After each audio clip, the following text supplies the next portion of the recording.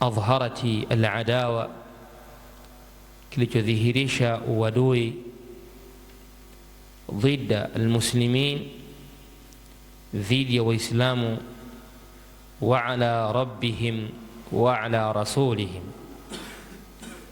juu ya Mola wao na juu ya mtume wao. Ala wahiya taifatu rafidha, ni kikundi cha Rafidha. Sikio la kila Muislamu linatamani kusikia yale ambayo imetajwa kunako kikundi hichi, walau bi shay'in yasir. Alhamdulillah, ashuyukhu wadduatu, mashekhe na maduati wa ahli sunna fi biladina hadhi, katika mji wetu huu wa Tanzania au nchi yetu hii ya Tanzania, lahum juhudun fi dhalik, na juhudi katika hilo. Jazahumullahu khaira wa jazahumullahu almaula aljanna. Mola wetu subhanahu wa ta'ala awalipe kheri na awalipe janna kwa juhudi ambayo ni mashkuratun, yenye kushukuriwa. Wa hiya mabthuthatun fi wasaili tawasul, juhudi ambayo imeenea kwenye njia mbalimbali za mawasiliano ambazo kila mmoja leo hii anazishuhudia na kuzisikia.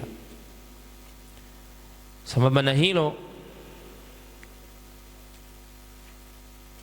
tunatamani sisi tutoe mchango katika hili, lakini kutokamana na ada ambayo binafsi nilijiwekea, napopata fursa yoyote kuitumia,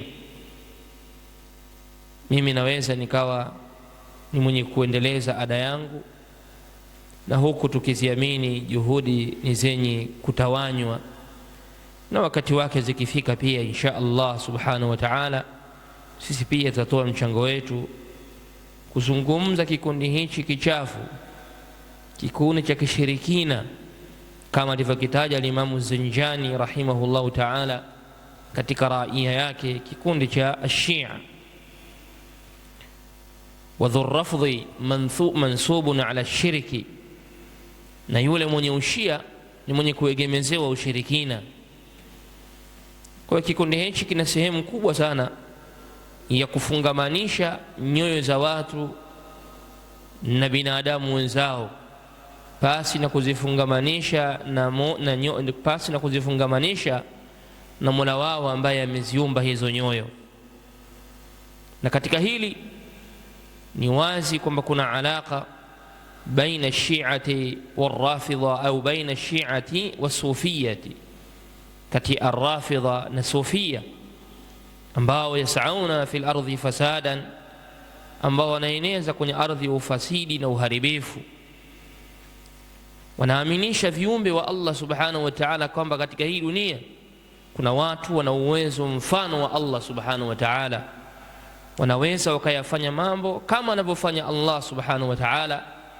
Na kuna watu katika hii dunia, innama amruhum idha aradu shay'a an yaqulu kun fayakun, kwamba kuna watu katika hii dunia nao wamefikia kiwango cha kwamba wakilitaka jambo kuwa linakuwa.